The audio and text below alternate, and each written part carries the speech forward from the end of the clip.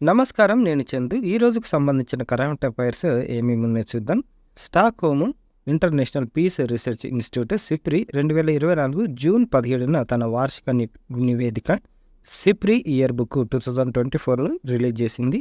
ప్రపంచవ్యాప్తంగా వివిధ దేశాలు తమ రక్షణ కోసం పూర్తిగా అణ్వస్త్రాలని నమ్ముకున్నాయని నివేదికలో వెల్లడించింది. భారత్, పాకిస్తాన్ సహా 9 అణ్వస్త్ర దేశాలు 2023లో తమ అణ్వాయుధాగారాలను ఆధునీకరించాయని వివరించింది. వివిధ దేశాల్లో అణ్వస్త్రాల సంఖ్య: Russia 5,580, America 5,044, China 500, France 290, Britain 225, Bharat 172, Pakistan 170, Israel 90, ఉత్తర కొరియా 50 ఉన్నాయి. Association of tennis professionals ATP 2024 June 18న ర్యాంకింగ్ ప్రకటించింది. ఈ జాబితాలో భారత్ టెన్నిస్ అగ్రశ్రేణి సింగిల్స్ ఆటగాడు సుమిత్ నగాల్ 26 సంవత్సరాలు తన కెరీర్లో అత్యుత్తమంగా 70వ స్థానంలో నిలిచాడు. గతంలో సుమిత్ 77వ స్థానంలో ఉన్నాడు. ప్రత్యేక ఆర్థిక మండళ్ల ఈజడ్ల నుంచి గత ఆర్థిక సంవత్సరం 23-24లో $163.39 బిలియన్ అంటే సుమారు 13.5 లక్షల కోట్ల విలువైన ఎగుమతులు నమోదయ్యాయని వాణిజ్య మంత్రిత్వ శాఖ గణాంకాలు వెల్లడించాయి. మన దేశం నుంచి మొత్తం ఎగుమతుల విలువ 22-23తో పోలిస్తే 23-24లో 3% పైగా తగ్గిన ఎస్సీజెడ్ల ఎగుమతులు మాత్రం 4% పెరిగినట్లు పేర్కొన్నాయి. ఇవి స్పెషల్ ఎకనామిక్ జోన్లు. ఇకపోతే ఇండో జపాన్ ద్వైపాక్షిక విన్యాసాలు జిమెక్స్ 2024. ఇండియా జపాన్ మ్యారిటైమ్ విన్యాసాలు జిమెక్స్ 2024 కోసం భారత నౌకాదళానికి చెందిన ఐఎన్ఎస్ శివాలిక్ నౌక జపాన్లోని యొకోసుకా తీరానికి చేరుకుందని నేవీ వర్గాలు తెలిపాయి. 2012 నుంచి ఇప్పటి వరకు ఇరు దేశాల మధ్య 8 దశలుగా విన్యాసాలు జరిగాయి. 2 దేశాల మధ్య హార్బర్ ఫేజ్, సీ ఫేజ్లో అంతర్గత నేవీ ఆపరేషన్లు, కార్యకలాపాలు తదితర అంశాలతో విన్యాసాలు సాగాయి. పసిఫిక్ తీర ప్రాంత భద్రతకు ఇరు దేశాలు పరస్పర సహకారంతో ఈ విన్యాసాలు జరిగాయి. ఇండో జపాన్ ద్వైపాక్షిక విన్యాసాలు ధర్మ గార్డియన్. భారత్, జపాన్ దేశాలు ఏటా నిర్వహించే మిలిటరీ ఎక్సర్సైజ్ ఇది. షిన్యు మైత్రి వైమానిక దళ విన్యాసాలు. ఇక మోడల్ క్వశ్చన్స్ ఏమున్నాయంటే, భారత నావికాదళం నూతన అధిపతిగా 2024 ఏప్రిల్ 30న ఎవరు బాధ్యతలు స్వీకరించారు అంటే దినేష్ కుమార్ త్రిపాఠి. అడ్మిరల్ ఆర్ హరికుమార్ స్థానంలో ఆయన బాధ్యతలు చేపట్టారు. ఐక్యరాజ్య సమితి population fund UNFPA United nations fund for population activities విడుదల చేసిన స్టేట్ ఆఫ్ వరల్డ్ పాపులేషన్ 2024 నివేదిక ప్రకారం భారతదేశ జనాభా ఎంత మొత్తానికి చేరింది అనంటే 144.17 కోట్లు. ఇండియాలోని మొత్తం జనాభాలో 24% మంది 14 ఏళ్లలోపు వారే ఉన్నారని వెల్లడించింది. 10-19 ఏళ్లలోపు వారు 17%, 10-24 ఏళ్లలోపు వారు 26%, 15-64 ఏళ్ల లోపు వారు 68% ఉన్నారని నివేదిక పేర్కొంది. 60 ఏళ్లు దాటిన వారు దేశం జనాభాలో 7% ఉన్నట్లు తెలిపింది. దేశంలో పురుషుల్లో సగటు జీవన కాలం 71 ఏళ్లుగా, మహిళల్లో 74 ఏళ్లుగా ఉన్నట్లు పేర్కొంది. Aeronautical society of India ASI 2024 ఏప్రిల్లో ఏ ప్రముఖ శాస్త్రవేత్తను ఆర్యభట్ట పురస్కారంతో సత్కరించింది అనంటే డాక్టర్ పావులూరి సుబ్బారావు. మన దేశంలో ఆస్ట్రోనాటిక్స్ రంగంలో విశేష సేవలు అందించినందుకు ఈయనకు ఈ పురస్కారం దక్కింది. గతంలో ఈయనకు భాస్కర్ అవార్డు కూడా లభించింది. ఈ 2 అవార్డులు అందుకున్న అరుదైన శాస్త్రవేత్తగా గుర్తింపు పొందారు. ఇస్రోలో శాస్త్రవేత్తగా పనిచేసిన ఈయన 1992లో అనంత టెక్నాలజీస్ను ఏర్పాటు చేశారు. ఇస్రోతో పాటు మన దేశ రక్షణ అవసరాలకు అనువైన అత్యాధునిక ఏవియానిక్స్ పరిశోధన అభివృద్ధిలో ఈ సంస్థ క్రియాశీలక పాత్ర పోషిస్తుంది. ఈ సంస్థకు హైదరాబాద్, బెంగళూరు, తిరువనంతపురంలో పరిశోధన, అభివృద్ధి, తయారీ కేంద్రాలున్నాయి.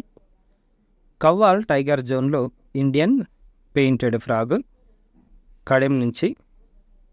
ఉమ్మడి ఆదిలాబాద్కు చెందిన కవ్వాల్ టైగర్ జోన్లో ఇండియన్ పెయింటెడ్ ఫ్రాగ్ మంగళవారం కనిపించింది. నిర్మల్ జిల్లా కడెం మండలం ఉడుంపూర్ అటవీ రేంజ్ పరిధిలోని దోస్త్ నగర్ అటవీ ప్రాంతంలో దీన్ని గుర్తించినట్లు డిఆర్ఓ ప్రకాష్, ఎఫ్బిఓ ప్రసాద్ తెలిపారు. కలౌల పుల్స్ట్రా అని పిలువబడే Indian painted frog micro holiday కుటుంబంలో భాగమైన ఒక చిన్న ప్రత్యేకమైన ఉభయచర జీవి అని డిఆర్ఓ ప్రకాష్ చెప్పారు. గుండ్రని ఆకారం, శరీరం విలక్షణమైన అంటే గోధుమ, నారింజ లేకపోతే పసుపు రంగు కలిగి ఉంటుంది అని చెప్పారు. ఈ కప్పలు సాధారణంగా అడవుల నుంచి వ్యవసాయ భూములు, నీటి వనరులు ఉన్న చోట ఆవాసం ఏర్పరచుకుంటాయని తెలిపారు. ఈ కప్పల ప్రధాన ఆహారం కీటకాలని, ఇవి రాత్రిపూట సంచరిస్తూ జిగట నాలుకతో కీటకాలను వేటాడి ఆహారంగా తీసుకుంటాయని వివరించారు. పగలు వీటిని గుర్తించడం కష్టమని చెప్పారు. మరోసారి దీని పేరు కలౌలా పుల్స్ట్రా అని పిలువబడే Indian painted frog micro holiday family దీనికి సంబంధించింది. సైన్యంలో స్కిన్ బ్యాంకు కాలిన గాయాలకు చికిత్స కోసమే తొలిసారి అందుబాటులోకి. దీన్ని ఢిల్లీలోని ఆర్మీ హాస్పిటల్ పరిశోధన రెఫరల్లో ఈ స్కిన్ బ్యాంకును ఏర్పాటు చేశారు. ప్లాస్టిక్ సర్జన్లు, ప్రత్యేక సాంకేతిక నిపుణులు సహా అత్యున్నత స్థాయి వైద్య బృందం ఇక్కడ అందుబాటులో ఉంటుందని చెప్పారు. చర్మ సేకరణ, ప్రాసెసింగ్, నిల్వ పంపిణీకి స్కిన్ బ్యాంకు హబ్గా పనిచేస్తుందని, అత్యవసరమైన సందర్భాల్లో దేశవ్యాప్తంగా ఉన్న సైనిక వైద్య కేంద్రాలకు చేరవేస్తుందని వెల్లడించారు. మరి స్కిన్ బ్యాంక్ అంటే ఏంటి అంటే కాలిన గాయాలు, గ్రహణం, మొర్రి, తెగ్గిన చేతులు, వేళ్ళు అతికించడం, ఇతరత్ర చికిత్సలకు చర్మం అవసరమవుతుంది. రోగి శరీరంలోని కాళ్ళు, చేతులు, తొడలు తదితర భాగాల నుంచి చర్మం సేకరించి గ్రాఫ్టింగ్ ద్వారా గాయాలైన చోట అమర్చుతున్నారు. అయితే రోగి శరీరం నుంచి 15-20% మాత్రమే ఇలా సేకరించడానికి వీలవుతుంది. అంతకంటే ఎక్కువ కావాల్సి వచ్చినప్పుడు అందుబాటులో ఉండడం లేదు. ఈ ఇబ్బందిని అధిగమించే ఉద్దేశంతో స్కిన్ బ్యాంకును ఏర్పాటు చేశారు. కొత్తగా మరో 8 వంగడాలు, వరిలో 4 రకాలు. తెలంగాణ అగ్రికల్చర్ యూనివర్సిటీ విడుదల.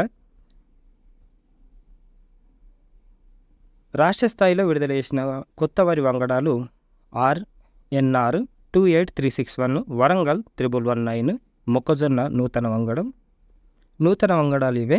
తక్కువ కాల వ్యవధిలో సాగవడంతో పాటు అగ్గి తెగులు, సుడిదోమ, ఉల్లి కోడులను తట్టుకునేలా కొత్తగా వంగడాలను రూపొందించారు. ఈ మేరకు రాజేంద్రనగర్ వరి పేరిట RNR 28361 దొడ్డు గింజల రకాన్ని రాష్ట్ర స్థాయిలో విడుదల చేశారు. సన్నని పొడవైన గింజ, తక్కువ నూక శాతం, దిగుబడి 62.3 కిలోల నాణ్యత కలిగిన అన్నం లక్షణాలతో తెలంగాణ వారి KNM 7037 రకాన్ని జాతీయ స్థాయిలో విడుదల చేశారు. అలాగే సుడిదోమ, అగ్గి తెగులు, ఎండుకొల్లు తెగులను తట్టుకునే తెలంగాణ వారి WGL 1289 రకాన్ని జాతీయ స్థాయిలో విడుదల చేశారు. ఇది తెలంగాణతో పాటు ఛత్తీస్గఢ్, మహారాష్ట్ర, గుజరాత్ రాష్ట్రాలను సాగు చేయడానికి అనుకూలం. వీటితో పాటు ఉల్లికోడు, బయో టైప్లను తట్టుకుని వరంగల్ 1119 రకాన్ని రాష్ట్ర స్థాయిలో విడుదల చేశారు.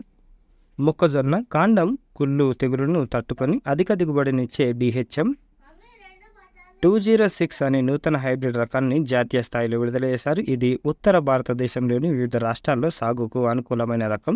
జొన్న యాసంగిలో సాగుకు రైతులు ఎక్కువగా మొగ్గు చూపి మాల్దండి జొన్న రకానికి దీటుగా తాండూరు పరిశోధన స్థానం నుంచి SVT 55 రకం విడుదల చేశారు. జొన్న రొట్టె నాణ్యతతో ఉండడం దీని ప్రత్యేకత. సజ్జ, రాగి, పాలెం ప్రాంతీయ వ్యవసాయ పరిశోధన స్థానం ద్వారా అధిక ఇనుము, జింకు కలిగిన PBH 1625 సజ్జ హైబ్రిడ్ రకాన్ని, అలాగే రాగిలో అధిక కాల్షియం కలిగిన PRS 38 రకాన్ని రాష్ట్ర స్థాయిలో విడుదల చేశారు. Word of the day: embezzlement, అపహరణ, తస్కరణ. English meaning embezzlement refers to the act of dishonestly appropriating or secretly taking money or property that has been entrusted to one's care, especially by an employer or an organization. Synonyms అంటే same meanings: misappropriation, theft. Opposite words: honesty, integrity. Usage: the treasurer was caught in an act of embezzlement, diverting company funds into his personal account. The embezzlement of public funds led to significant loss for the city infrastructure projects. ఇవి ఈ రోజుకు సంబంధించిన current affairs. Like చేయండి, share చేయండి, subscribe చేయండి. Thank you, ధన్యవాదాలు.